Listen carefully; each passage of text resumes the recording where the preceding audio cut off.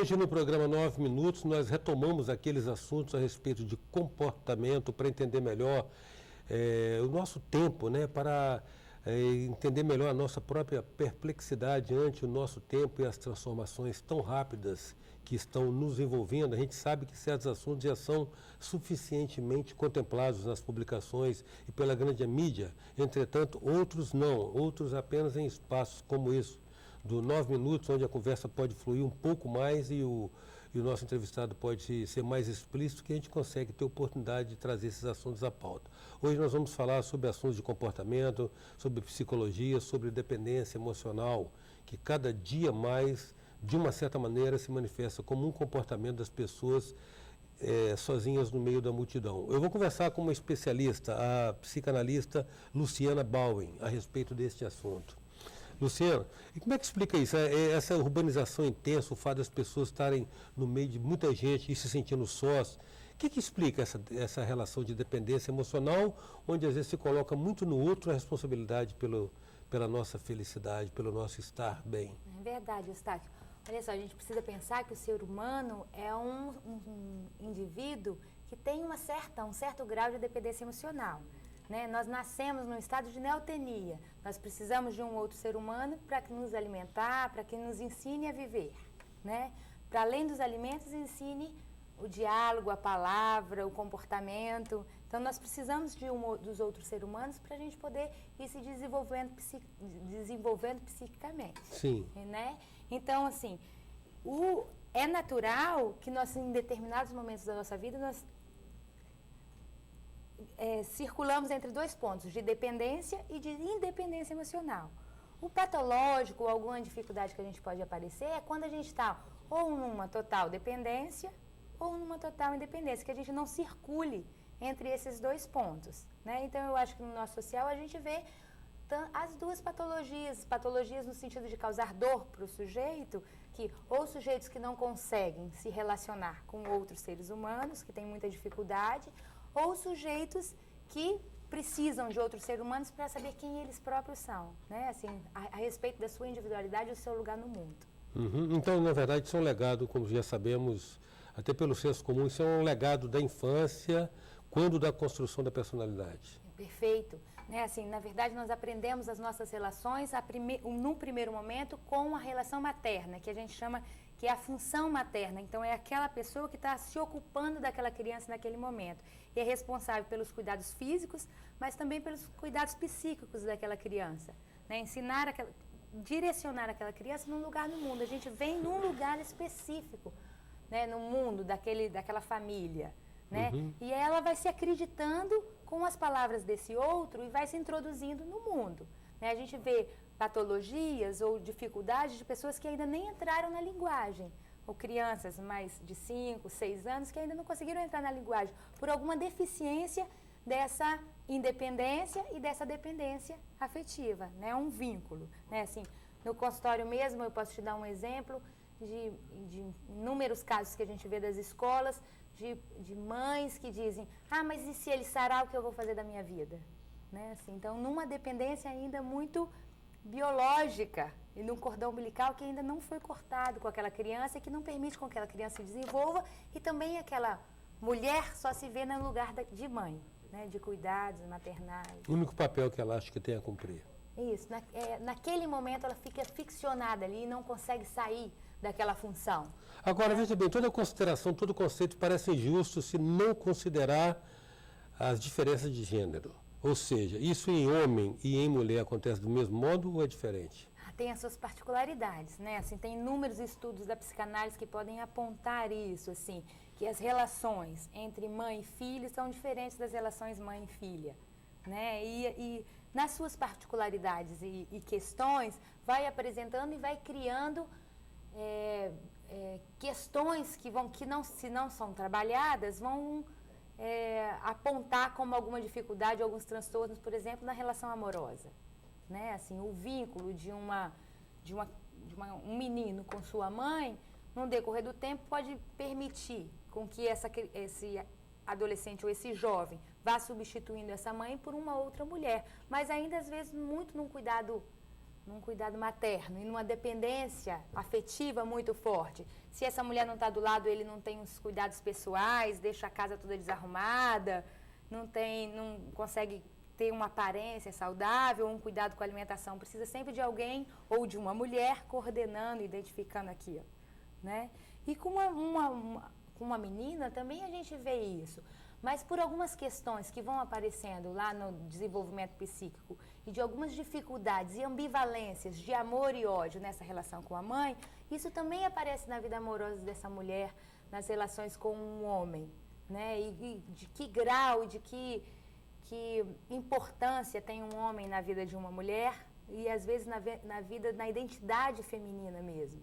Porque às vezes uma mulher se deixa muito invadir e esse homem ocupa tudo para ela e todos os espaços da vida dela e ela não consegue nem saber quem ela é. Uma vez essa relação terminada, ela se pergunta: quem sou eu? Minha vida está acabada, e aí precisa de uma elaboração, é uma devastação tão profunda que é preciso um tempo de dor que pode ser de muito progresso ou pode ser de uma melancolia que continua e estraga essa vida, né? Assim. Em 9 minutos a gente conversa com a psicanalista Luciana Bowen. Voltamos já.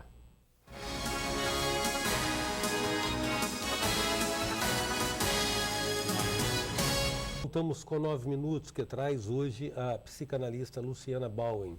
Luciana, você falava no bloco anterior a respeito dessa questão da relação homem-mulher, inclusive com o fato da mulher. Acho que na psicanálise você trabalha esse conceito, é um espaço a ser ocupado, né? Uhum. É um vazio a ser preenchido, isso, né? Uma falta. E na ausência do homem, então a mulher se desarticula, perde a noção da sua identidade porque se deixou se tomar ou se ocupar inteiramente, né? O conceito do amor romântico resiste, Luciana, nessas relações? É uma herança que a gente vem trazendo, né, assim, no decorrer do tempo.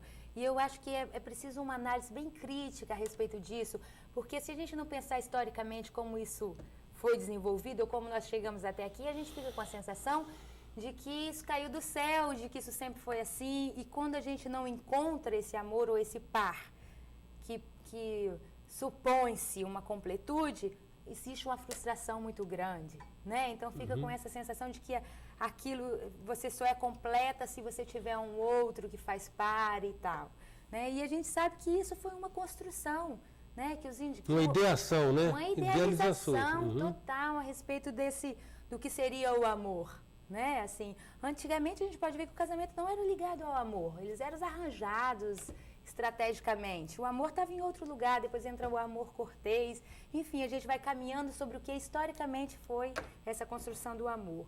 Mas hoje eu acho importante a gente pensar assim que um traço que a psicanálise traz é que a relação amorosa, ela é faltosa, ela não é de completude. Em nenhum momento, né, da vida existe esse funcionamento da completude. Isso é uma idealização de um ponto perdido, né, também uma ideal completude que a gente teve num determinado momento lá da relação materna. Um outro contexto. E na relação materna a gente acha que aí fica com aquela sensação de que a gente tem que encontrar aquele ponto perdido e que está para sempre perdido. A relação entre dois é de 1 mais 1. Mas há uma mitificação. Sempre 2. Mas há uma mitificação da relação pai e mãe, não? Ou seja, pai e mãe são emblemáticos de uma relação perfeita, aquela da qual nós surgimos, não? Pois é, Eustáquio, mas qual, né? Porque não, se nenhuma, for historicamente nenhuma. né, assim, pensar nas relações dos nossos avós, né? A oportunidade de conversar com a minha avó, isso não acontecia em momento nenhum, né? Então, na verdade, a gente faz uma idealização desse par romântico, né? A gente é criado para ver isso. As novelas, os nossos cantos, os poetas, a gente lê e vê sobre isso. E aí é o que a gente estava conversando anteriormente, pensando assim, e se isso a gente pudesse estudar isso melhor, né? E se a gente pudesse saber historicamente disso, talvez a gente teria muito menos frustrações na nossa vida, né? Assim, mas essa vida emocional não é estudada, né? A gente cresce pensando em idealizações. Repetindo um modelo que, na verdade, nunca chegou a ser real. Ou a gente acha aquele modelo, a gente fala, a gente vai fazer diferente dos nossos pais. Né? O meu pai não era assim, mas eu vou arranjar um marido que a minha mãe não era, mas eu vou ser. Então, a gente não tem, às vezes, muito ideal, porque a gente sofre as mazelas do que foi o relacionamento dos nossos pais, mas ao mesmo tempo a gente ainda fica buscando o ideal. É aonde, quando você aprender, você me ensina também. Aqui, Luciana, conceitos de fidelidade e lealdade, distinguindo claramente o que é um e o que é o outro, se mantém na relação contemporânea? Pois é. Eu, assim, eu pois fico... é, né? Eu fico aí, eu não sei, eu acho que o limiar entre um e outro é muito difícil. Assim, a gente saber muito bem qual é qual, eu acho que só numa relação a dois, porque é um pacto feito para duas pessoas. O conceito de amor, né, assim, e de lealdade entre um casal, ele é muito particular, né? E ele, o que é leal... específico, né? Muito cheio... próprio, né? Isso aí. Se é possível de ser dito e conversado e pensado, né? Para um outro que está de fora pode pensar, que babaca, aceitou aquilo. Mas o outro pode estar lá, continuou comigo, quis ficar comigo, né? E, enfim, cada um é muito particular, é uma... Nós estamos aí há 12 anos do terceiro milênio, que iniciou o terceiro milênio. Como é que você vê essa questão de nós nos resolvermos em relação à nossa sexualidade? Nossa sexualidade. Olha só, eu acho que a gente foi partindo para um princípio de como se não tivesse diferença sexual, né? A gente foi trabalhando como se isso, as mulheres buscando, né, um lugar no mercado de trabalho, foi marcando a indiferenciação. E eu acho que isso precisa de um certo cuidado, né? Assim, eu acho que muitos psicanalistas e muitas pessoas têm pensado de como será o nosso futuro, que não vai haver essa diferenciação, né? As relações amorosas vão ser bissexuais ou não vão passar por essa questão do homem e da mulher, mas eu acho que a gente precisa de um pouco de cuidado em relação a isso, porque a diferença sexual ela tem uma importância para toda uma evolução psíquica e para a reprodução e para que marca um comportamento do homem e da mulher, ou do lugar masculino ou do feminino, independente de quem ocupa o lugar do masculino e do feminino, que tem uma certa importância de trabalhar tanto com o ter, quanto com a falta, com a plenitude, quanto com os espaços vazios. Então, eu acho que uma acrescenta ao outro. Então, quando você acha que pode tudo, que é o rei ou que dá conta de tudo sozinho, eu acho que a gente precisa colocar um pouco o pé no freio para a gente avaliar mesmo se vale a pena estar tão só e dar conta de todas as coisas, assim. Grato, Luciana, pela sua presença aqui no nosso 9 Minutos. É um prazer sempre estar conversando com você.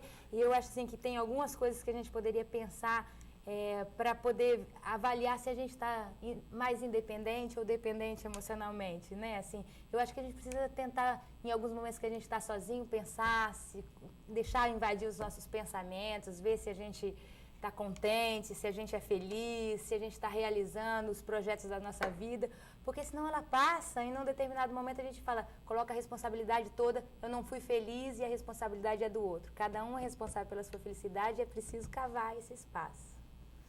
Em 9 Minutos, a gente contou com a presença da psicanalista Luciana Bauem. Até já. Sou passageiro.